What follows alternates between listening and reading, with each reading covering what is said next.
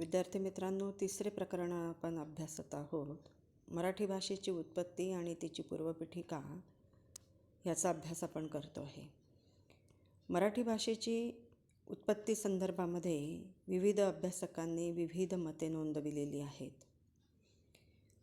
मराठी भाषेची पूर्वपीठिका आणि उत्पत्ती सांगताना पाली, संस्कृत, मागधी, अर्धमागधी, महाराष्ट्री, अपभ्रंश आणि मराठी अशा विविध उत्पत्ती सांगण्यात आलेल्या आहेत. गेल्या तासाला आपण बघितलं की मराठीचे मूळ महाराष्ट्री प्राकृतात शोधण्याचा प्रयत्न झालेला आहे. आणि असा प्रयत्न झाला असला तरी महाराष्ट्री प्राकृत आणि मराठी यांच्यात जे साम्य आढळते ते अपभ्रंश या मधल्या दुव्यातून आलेले आहे. महाराष्ट्री प्राकृताशी मराठीचा साक्षात संबंध जोडता येत नाही, कारण अलीकडे अपभ्रंशातील ग्रंथ उपलब्ध झाल्यानंतर पश्चिमी अपभ्रंश आणि मराठी यांच्यातील साधर्म्य स्पष्ट झाले आहे. तेव्हा मराठी भाषा अपभ्रंशापासून निर्माण झाली असे म्हणणे ऐतिहासिक दृष्टीने योग्य ठरते. आदिकालीन मराठीचा शब्दसंग्रह, विभक्ती प्रत्यय, आख्यात प्रत्यय मुख्यत्वे अपभ्रंशाशी मिळते जुळते आहेत, हा त्याचा पुरावा आपल्याला सांगता येईल. र, अ, इ, उ, र हे पर्याय स्वीकारण्याची पद्धत मराठीने अपभ्रंशापासून घेतली, हेही आपल्याला सांगता येतं. पुल्लिंगी अकारांत नामाची प्रथमेची एकवचनी रूपे अपभ्रंशात कधीकधी ओकारांत होतात. पुल्लिंगी अकारांत नामाची प्रथमेची एकवचनी रूपे अपभ्रंशात कधीकधी ओकारांत होतात. मराठीने ही परंपरा अपभ्रंशापासून स्वीकारलेली दिसते. म्हणजे विभक्ती प्रत्यय असतील, विभक्ती रूपे असतील, आख्यात प्रत्यय असतील, तर यांचे साम्य आपल्याला अपभ्रंश आणि मराठी यामध्ये दिसते. म्हणजे अपभ्रंशामध्ये असलेले जे विभक्ती प्रत्यय, आख्यात प्रत्यय आहेत, तर त्यांचे साम्य हे मराठीशी मिळते जुळते असलेले दिसते.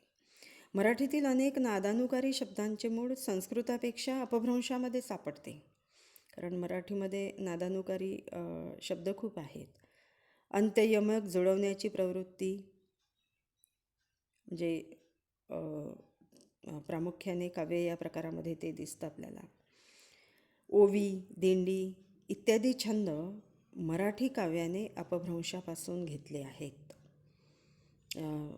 म्हणजे मगाशी आपण जे म्हटलं की मराठी भाषा अपभ्रंशापासून निर्माण झाली असे म्हणणे ऐतिहासिक दृष्टीने योग्य ठरते. त्याचा प्रत्यय आपल्याला ह्या मराठीतील नादानुकारू शब्द किंवा ओवी, दिंडी यासारखे छंद किंवा अंत्ययमक जुळवण्याची जी मराठीतली प्रवृत्ती आहे ती मध्ये सापडते. प्राकृत अपभ्रंशामध्ये लोप पावलेले ऐ, औ हे जे स्वर आहेत ते मराठीमध्ये आहेत, पण ते संस्कृतमधून थेट आलेले नाही आहेत. तर दोन स्वर एकमेकांच्या जवळ आले असता त्यांचा संयोग करून सुलभ उच्चार करण्याच्या मराठीच्या प्रवृत्तीतून ते आलेले आहेत. हे संयुक्त स्वर आपण म्हणतो ए आणि औ, तर हे संयुक्त स्वर ह्या प्रवृत्तीतून आपल्याकडे म्हणजे मराठीमध्ये आलेले आहे. अपभ्रंशात वर्तमान, भूत, भविष्य आणि आज्ञार्थ, विद्यार्थ अशी 5 आख्यात रूपे आहेत. मराठीत आरंभकाळी वर्तमान, भविष्य व आज्ञार्थ ही 3 प्रकारचीच रूपे दिसतात. मराठीतील भविष्यकाळाचा ल हा प्रत्यय अपभ्रंशात नाही. संयुक्त क्रियापदे अपभ्रंशात नाहीत. मराठीने ती स्वतंत्रपणे बनविलेली आहेत. आणि मराठीचा वेगळेपणा दाखविणारी ही ठळक वैशिष्ट्ये मराठी हे अपभ्रंशाचे विकसित रूप आहे हे स्पष्ट करतात. म्हणजे मराठी ही अपभ्रंशापासून जशीची तशी आलेली नाही आहे, तर आत्ताच बघितल्याप्रमाणे आपण की ही संयुक्त स्वर मराठीने स्वतः निर्माण केलेले आहेत. मराठीमध्ये असलेली जी आख्यात रूपे आहेत ती मराठीने निर्माण केलेली आहे. मराठीतील भविष्यकाळाचा जो ल हा प्रत्यय आहे तो मराठीने निर्माण केलेला आहे. आणि म्हणून मराठीने आपली वेगळी वैशिष्ट्येसुद्धा जपलेली आहे आणि ती अपभ्रंशी भाषेचं विकसित रूप आहे असं आपल्याला म्हणता येतं. मराठीचे काही पूर्वकालीन अवस्थांशी साधर्म्य जाणवते. मात्र मराठी काही एकदम अशी आपण असं म्हणू शकत नाही की ती स्वतः सगळी भाषा किंवा निर्माण झालेली आहे किंवा आभाळातून टपकलेली आहे असं काही नाही आहे. कारण आधीच्या ज्या पूर्व अवस्था आहेत भाषांच्या तर त्या अवस्थांशी ती साधर्म्य साधणारी भाषा आहे. ते जाणवतं आपल्याला साधर्म्य. म्हणजे जसं की संस्कृतमधील ऋ आणि विसर्ग अपभ्रंशात नाही. मराठीने तत्सम आणि अर्धतत्सम शब्दात ही वैशिष्ट्ये स्वीकारली. तत्सम म्हणजे संस्कृतमधून जशीचे तसे घेतलेले शब्द. तर ही वैशिष्ट्य मराठीने स्वीकारली. संस्कृतमधील श असेल, श असेल, स असेल, याबद्दल अपभ्रंशात केवळ स येतो. अपभ्रंशामध्ये फक्त स आहे. मराठीमध्ये मात्र असे 3 उच्चार येतात. मराठीतील तत्सम शब्दात श व श दिसतात. ए व औ या संयुक्त स्वरांचा उल्लेख केलेलाच आहे आपण मगाशी. ण चा न होण्याची प्रवृत्ती अपभ्रंशात नाही. ही प्रवृत्ती कुठं आहे? बाणाचा न जो आहे तर त्याचा न होण्याची प्रवृत्ती अपभ्रंशी भाषेमध्ये नाही. मात्र पैशाची मध्ये ते आहे. म्हणजे जसं आपण गुणगान म्हणतो तर त्याच्यामध्ये गुणगण म्हणजे न नळाचा वापरलेला आहे. मराठीत णचा न होतो परंतु तो वेगळ्या संदर्भात होतो. आपण म्हणजे णच्या जागी णच वापरतो पण त्याचं जेव्हा रूप बदलतं तेव्हा तो न झालेला आपल्याला दिसतो. समजा उदाहरणार्थ संस्कृतमधला जो कर्ण आहे, कर्ण हा शब्द आहे, तर मराठीमध्ये तो कान होतो, तो तिथं नळाचा होतो. जो बाणाचा न संस्कृतमध्ये कर्ण जो शब्द आहे संस्कृतमधील तो मराठीमध्ये मात्र कान होतो, न नळाचा तिथं होतो. तर असा वेगळ्या संदर्भामध्ये णचा न होताना मराठीमध्ये दिसतो. तर हे साधर्म्य जरी असलं तरी त्यामध्ये रूप बदलताना आपल्याला दिसतं. मराठीचे अन्य प्राकृताशी बाह्यता अपवादात्मक असे साधर्म्य जाणवत असले तरी, म्हणजे अन्य प्राकृत भाषा ज्या आहेत म्हणजे मागधी असेल, पैशाची असेल किंवा अपभ्रंश असेल, तर ह्या प्राकृत भाषांची साधर्म्य आपल्याला बाह्यतः जाणवतं. असे साधर्म्य जाणवत असले तरी मराठी अमुक एका भाषेपासून उत्पन्न झाली नसून संस्कृत, सर्व प्राकृत भाषा, अपभ्रंश या भाषांनी तिच्या जन्मास हातभार लावलेला दिसतो असं कृपा कुलकर्णी म्हणतात. म्हणजे इतर ज्या प्राकृत भाषा आहेत त्या भाषांनी हातभार लावलेला आहे. कारण सगळ्याच प्राकृत भाषातून काही ना काही मराठीमध्ये झिरपत आलेलं आपल्याला दिसतं. मराठीतील ळ हा एक विवाद्य प्रश्न आहे. मराठीत ळकार द्राविडी भाषेतून आला असावा असे मानले जाते. कारण ळ हा जो ध्वनी आहे, हा जो उच्चार आहे तर तो एक विवाद्य आहे आणि तो द्राविडी भाषातून आला असावा असं काही भाषा अभ्यासकांचं म्हणणं आहे. द्राविडी भाषाकुलाशी असलेले मराठीचे नाते आणि हाच मुळात वादग्रस्त विषय आहे. द्राविड भाषिक प्रदेशाशी मराठी भाषिकांचे आरंभ काळापासून राजकीय आणि सांस्कृतिक संबंध होते. मराठीने द्राविडी भाषातून विशेषतः कानडीतून शब्दांची उसनवारी मोठ्या प्रमाणावर केलेली आहे. श. भा. जोशी यांनी मराठी या शब्दाची उत्पत्ती कानडीत शोधण्याचा प्रयत्नही केलेला आहे. काही अभ्यासकांनी यातील उणिवासुद्धा दाखवून दिलेल्या आहेत. मराठीच्या जडणघडणीचा विचार संस्कृत आणि तामिळ या 2 भाषांच्या आधारेच नेमकेपणाने होऊ शकेल असा विचार विश्वनाथ खैरे यांनी मांडलेला आहे.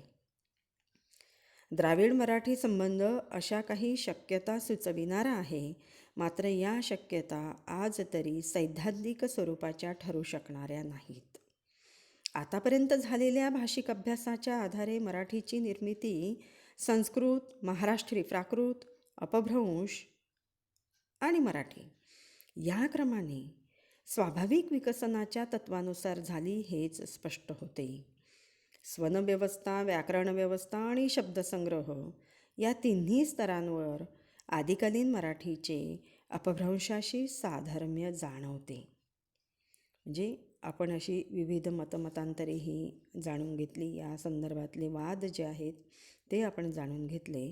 आणि हे जाणून घेतल्यानंतर आपल्याला शेवटी असं म्हणावं लागतं की मराठीचा जो विकास आहे तो स्वाभाविक क्रमाने झालेला आहे, स्वाभाविक विकसनाच्या तत्वानुसार झालेला आहे. स्वनव्यवस्था, व्याकरण व्यवस्था आणि शब्दसंग्रह या तिन्ही स्तरांवर आदिकालीन मराठीचे अपभ्रंशाशी साधर्म्य जाणवते असं आपल्याला शेवटी म्हणायला लागतं. मराठीचा निर्मितीकाल इसवी सन 1000च्या आसपास मानावा लागतो. हा निर्मितीकाल मानत असताना आपल्याला काही आधार घ्यावे लागतात. त्यामध्ये ग्रंथगत पुरावे, कोरीव लेख यांच्या आधारे मराठीच्या निर्मिती काळाची निश्चिती करता येते. श्रवणबेळगोळ येथील कोरीव लेख हा मराठीतील पहिला कोरीव लेख आहे असे मानले जात असे. परंतु हा लेख मराठीतील पहिला कोरीव लेख नाही. या लेखातील दोन्ही ओळींची अक्षरवटिका एकसारखी असल्यामुळे या दोन्ही ओळी एकाच वेळी म्हणजे इसवी सन 1117च्या सुमारास कोरल्या गेल्या असाव्यात. नवीन संशोधनानुसार दिवेआगर येथील ताम्रपट आपल्याला मराठीच्या उत्पत्ती निश्चितीची जी साधने आहेत त्यामध्ये शिलालेखांचा उल्लेख आपण केलेला आहे. म्हणजे उनकेश्वर, पंढरपूर, नेवासे, आंबेजोगाई, परळ, श्रवणबेळगोळ आणि दिवेआगर या शिलालेखांचा आपल्याला अभ्यास करायचा आहे. या शिलालेखांच्या अभ्यासाच्याद्वारे आपल्याला मराठीचा उत्पत्ती काळ किंवा मराठीचा निर्मिती काळ अभ्यासायचा आहे. आणि हा अभ्यासताना आपल्याला काही आधारभूत अशा ग्रंथांचा, शिलालेखांचा सुद्धा येथे अभ्यास करावायचा आहे. आणि म्हणून कोरीव लेख जे आहेत ज्याच्या आधारे मराठीच्या निर्मिती काळाची निश्चिती सांगण्यात आलेली आहे त्यामध्ये श्रवणबेळगोळ येथील कोरीव लेख हा मराठीतील पहिला कोरीव लेख असं मानलं गेलेलं होतं. परंतु हा लेखही पहिला कोरीव लेख नाही. याचं स्पष्टीकरण देताना असं म्हणावं लागेल की या लेखातील दोन्ही ओळींची जी अक्षरं आहेत ती एकसारखी असल्यामुळे या दोन्ही ओळी एकाच वेळी म्हणजे 1117च्या सुमारास कोरल्या गेल्या असाव्यात असं नवीन संशोधन जे आहे ते सांगत आहे. दिवेआगर येथील जो ताम्रपट आहे 1060 हा मराठीतील पहिला कोरीव लेख ठरतो. मग या आधारे म्हणजे दिवेआगरचा जो ताम्रपट आहे तो कोरीव लेख ठरतो. तर इसवी सन 1189-90चा पंढरपूर येथील मंदिराच्या स्थापनेविषयीचा शिलालेख इत्यादी लेख मराठीच्या आरंभीचे स्वरूप समजावून घेण्यासाठी महत्त्वपूर्ण ठरतात. उपलब्ध प्राचीन मराठी कोरीव लेखांपैकी काहींमध्ये संस्कृत शब्दांचे प्रमाण अधिक आहे. तुमच्यासमोर मी हे सगळ्या कोरीव लेखांचा उल्लेख इथे केलेला आहे. तर हे सगळे जे कोरीव लेख आहेत म्हणजे शिलालेख असतील किंवा ताम्रपट असतील तर यामध्ये आत्ताच जो उल्लेख मी केला की पंढरपूरच्या मंदिराच्या स्थापनेचा जो शिलालेख आहे तर त्या लेखाचा आपण उल्लेख केला की मराठीचं जे आरंभीचं स्वरूप आहे ते समजावून घेण्यासाठी तो महत्त्वाचा आहे. आणि म्हणून उपलब्ध प्राचीन मराठी कोरीव लेख जे आहेत आज, तर त्या लेखांपैकी काहींमध्ये संस्कृत शब्दांचे प्राबल्य अधिक जाणवते, तर काही लेखात मराठी शब्दांचे अधिक्य जाणवते. 1060 पूर्वीच्या संस्कृत कोरीव लेखातून मराठी वळणाचे शब्द सापडतात. म्हणजे बघा, मराठीचा जो आदिकाल आहे, मराठीचा जो निर्मिती काळ आहे, तर तो आपल्याला असा 1000च्या आसपास मानावा लागतो. उनकेश्वर असेल, पंढरपूर असेल, नेवासे असेल, अंबाजोगाई असेल, परळी असेल, श्रवण बेळगोळ असेल किंवा दिवे आगर असेल, तर या लेखांमध्ये संस्कृत आणि इतर ज्या प्राकृत भाषा होत्या, तर यांची वैशिष्ट्ये आपल्याला जाणवतात. पण त्याचबरोबर मराठी वळणाचे किंवा मराठी शब्दसुद्धा आपल्याला तिथे जाणवतात. आणि जाणवतात म्हणजे तिथं आपल्याला तिथं दिसतात. आणि म्हणून आपल्याला मराठीचा हा जो निर्मितीचा काळ आहे, तर हा आपल्याला त्याच्यातून स्पष्ट करता येतो. आणि हीच मराठीच्या उत्पत्तीची साधनं मग इथे ठरतात. भाषाकुल संकल्पनेपासून मराठीच्या उद्गमापर्यंतचा विचार आपण केला. भाषेच्या इतिहासाचा मागोवा घेत असताना आपण जसजसे भूतकाळाकडे जाऊ लागतो, तसतसे पुरेशा पुराव्यांच्या अभावी भाषेचे स्वरूप धुसर होत जाते.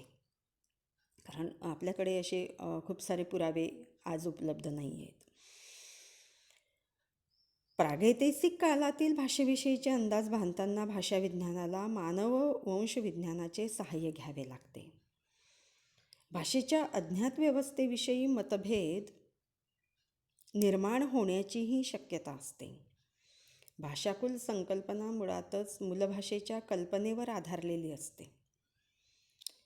कारण ज्या मूळ भाषा आहेत, तर त्या भाषांचा आधी आपल्याला अभ्यास करावा लागतो.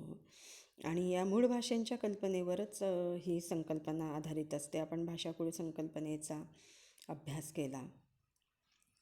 आणि म्हणून हा अभ्यास करताना भाषेच्या ज्या अज्ञात अवस्था असतात, तर त्याविषयी मात्र मतभेद होऊ शकतात. कारण ज्ञात काहीच नसतं, पुरावे असे पूर्णतः आपल्याला उपलब्ध होऊ शकत नाहीत. आणि म्हणून विविध मतभेद तिथं निर्माण होताना आपल्याला दिसतात. एका विशिष्ट कालबिंदूपाशी भाषा निर्माण झाली अथवा एका विशिष्ट काळातच तिच्यापासून दुसरी भाषा निर्माण झाली असे ठामपणे सांगणे शक्य नसते. कारण तसे पुरावे उपलब्ध झाले पाहिजेत. आणि जे काही पुरावे उपलब्ध होतात, तर ते पुरेसे नसतात. आणि म्हणून असे वाद किंवा मतांतरे निर्माण होताना आपल्याला दिसतात. आणि म्हणून ठामपणे आपल्याला एका विशिष्ट काळामध्ये किंवा एका विशिष्ट भाषेपासूनच ही भाषा निर्माण झाली असे आपल्याला सांगता येत नाही. अगदी आपण असं म्हणू शकत नाही की संस्कृतपासून मराठी निर्माण झाली किंवा पालीपासून झाली किंवा मागधीपासून झाली किंवा पैशाचीपासून झाली, असं आपल्याला म्हणता येत नाही. तर ती झिरपत अशी येते आणि मग एका वेगळ्या अवस्थेला ती पोहोचते. आणि त्यापासून ती भाषा निर्माण होताना आपल्याला दिसते. आणि म्हणून असं विशिष्ट काळ आणि विशिष्ट भाषा असं आपल्याला मात्र सांगता येत नाही. भाषांचे परस्पर संबंध बऱ्याच वेळा असे गुंतागुंतीचे असतात. आणि या सर्वांचे भान ठेवूनच भाषेचा जन्म, तिचा वांशिक संबंध आणि भाषाकुल यांचा विचार करावा लागतो. कारण पुरावे आपल्याकडे पुरेसे उपलब्ध असत नाहीत, पुराव्यांचा अभाव असतो. आणि म्हणून भाषेचं स्वरूप असं धुसर बनत गेलेलं आपल्याला दिसतं.